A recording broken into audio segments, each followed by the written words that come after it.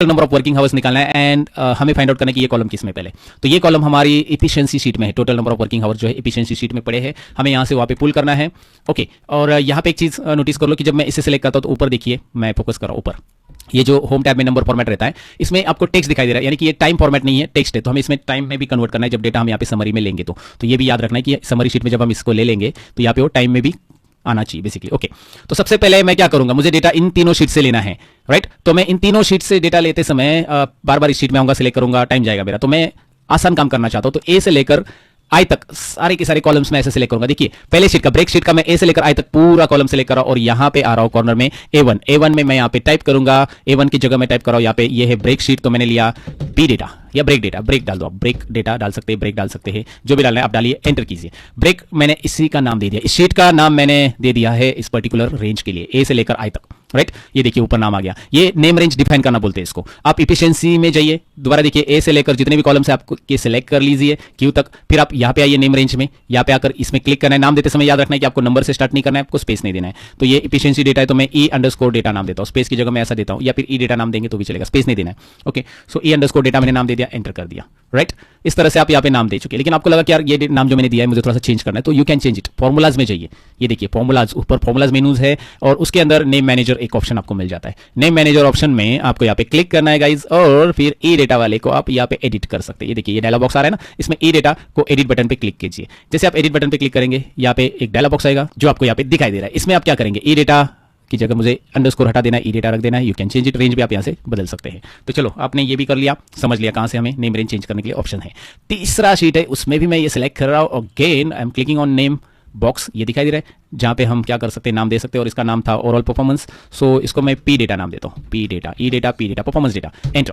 तो E data, P data और break, ऐसे हमने यहाँ पे इसे नाम दे दिया। ब्रेक को बी डेटा नाम देंगे तो और अच्छा रहेगा, तो मैं नेम मैनेजर में जाता हूँ, ब्रेक की जगह क्योंकि ABP ऐसा हो जाएगा। ओके, सो बी डेटा, सब डेटा के नाम से ही हम यहाँ पे इसे करते हैं, बी डेटा, ब्रेक डेटा। सो मैंने इस तरह से नाम को चेंज कर लिया। चलो ठीक है, समरी शीट में आएंगे, यहाँ पे total number of working hours हमें पुल करना है इफिशिएंसी शीट में से। अब इफिशिएंसी शीट में मुझे जाने की जरूरत नहीं, मैं क्या करूंगा, इज इक्वल टू, कौन सा फॉर्मूला लगाएंगे पुल करने के लिए, सोचो जरा।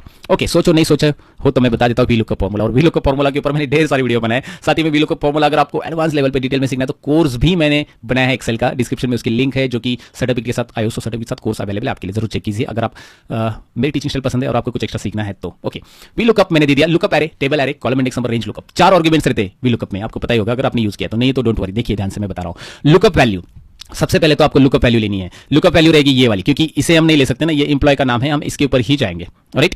तो यहाँ पे जो वैल्यू पड़ी है वही सभी शीट में अवेलेबल है, A2 में, राइट, A2 में, कोमा। उसके बाद लुकअप वैल्यू ली मैंने, table array, where is a table, अब ये इफिशिएंसी डेटा में से पुल करना है, तो यहाँ पे मैं लूंगा ई डेटा, क्या टाइप करूंगा, ई डेटा। ये देखिए ई डेटा जो रेंज मैंने डिफाइन की थी ना उस वाले शीट में, तो यहाँ पे आ रही है, मुझे उस शीट में जाने की जरूरत नहीं है, इसलिए मैंने यहाँ पे टाइम सेव के लिए ये कर लिया।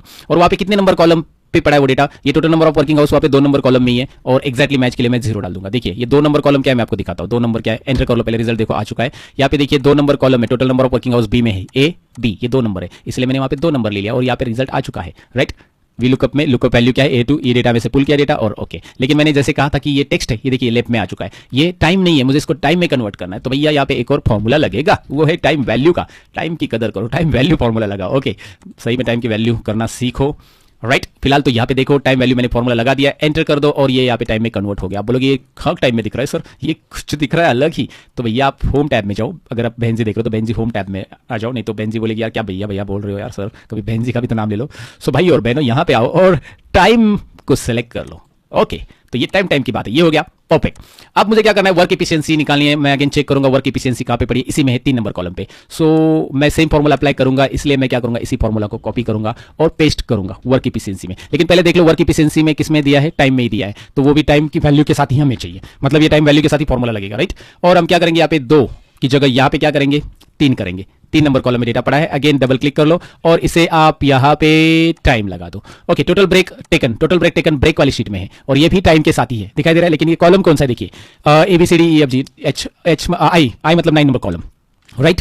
सो 9 नंबर कॉलम में डेटा है, तो मैं क्या करूंगा, समरी में दोबारा जाऊंगा, यहां पे मैं पेस्ट करूंगा वही फॉर्मूला, ध्यान से देखिए, यहां पे टाइम नहीं वेस्ट करेंगे हम, सेम फॉर्मूला, ई डेटा की जगह यहां पे बी डेटा, बस ई की जगह मैं बी लिखूंगा, राइट, ई की जगह बी डेटा, ये देखिए बी डेटा हमारा, राइट। सो ई की जगह बी डेटा मैंने लिया और यहां पे 9 कर दिया। यहां पे टाइम सेविंग के लिए मैंने ये फॉर्मूला सेम कॉपी पेस्ट किया दोस्तों, देखिए सेम टोटल ब्रेक टेकन, अब बी डेटा में से पुल करेगा वो, बी डेटा में से यहां पे रिजल्ट आपको मिल जाएगा इस बार, राइट। और भी मैंने यहां पे इससे भी टाइम में कन्वर्ट कर दिया है। तो ये फटाफट मैं अभी इसलिए कर रहा हूं क्योंकि आपको ऑलरेडी आइडिया आ चुका है, तो we have to save our time, time value भाई। अटेंडेड कॉल्स कहां पे पड़े हैं, अटेंडेड कॉल ओवरऑल परफॉर्मेंस में पड़े अटेंडेड कॉल्स, तो यहां पे जो पी डेटा है परफॉर्मेंस वाला डेटा, उसमें से हमें ये करना है, लेकिन ये टाइम वाला डेटा नहीं है, यहां पे नंबर्स में है ये डेटा और ये ऑलरेडी नंबर फॉर्मेट में, तो इसमें कोई फॉर्मेट हमें लगाने की जरूरत नहीं है, राइट। तो हमें क्या करना चाहिए, फिर हम समरी में आएंगे, यहां पे हम वैल्यू का फॉर्मूला दे देते हैं, राइट। आप वही कॉपी पेस्ट कर लोगे, टाइम वैल्यू फॉर्मूला हटा दोगे तो भी चलेगा, यहाँ पे फिर से दे देते हैं। क्या करेंगे, दोबारा एक बार फिर से देख लेते हैं, लुकअप वैल्यू आपको पता ही है, यहाँ पे करना क्या है, बस वी लुकअप देना, टाइम वैल्यू की जरूरत नहीं, और कोमा पी डेटा में से लेंगे, performance data P data comma, column index number कितना था वहां पे मैंने देखा नहीं था, शायद 2 ही है, हाँ 2 ही है, 2 और 0, ओके, और एंटर करो, ये देखिए नंबर ऑफ कॉल्स आ चुका है, दैट्स इट। ये नॉर्मल वैल्यू है जिसमें आपको टाइम वैल्यू की जरूरत नहीं है, बस आपको मैंने बताया। एक्टिव विद कस्टमर कहां पे पड़ा है, एफिशिएंसी डेटा में है, active with customer 6 number column, efficiency data याद रखिए, ओके। तो 6 नंबर कॉलम में है, तो अगेन एक्टिव विद कस्टमर में देखिए ये परसेंटेज में है, तो यहाँ पे भी आपको नॉर्मली वीलुकअप लगेगा, राइट। तो यही वीलुकअप आप एज इट इज कॉपी कर लो चाहिए तो, और पेस्ट कर लो, क्योंकि यहाँ पे भी टाइम वैल्यू की जरूरत नहीं है हमें, लेकिन ये कौन सा डेटा है याद रखिए, ये ई डेटा है और इसमें 6 नंबर कॉलम है, तो वो कॉलम और वो पर्टिकुलर शीट्स को याद रखिए और ड्रैग कीजिए, लेकिन ये परसेंटेज में नहीं आया, so you can apply percentage from here, right. यहाँ पे आप जाइए, परसेंटेज अप्लाई कर सकते हैं, ये याद रखिए, यहाँ पे होम टैब में ये सारी चीजें यहाँ पे है नंबर फॉर्मेट्स में, राइट। सो बेसिकली हमारा समरी यहाँ पे बन गया है, राइट। ओके, हमने यहाँ पे लॉजिक बिल्डिंग भी कर लिया, हमने फॉर्मूला भी अकॉर्डिंग टू लॉजिक लगा लिया, राइट।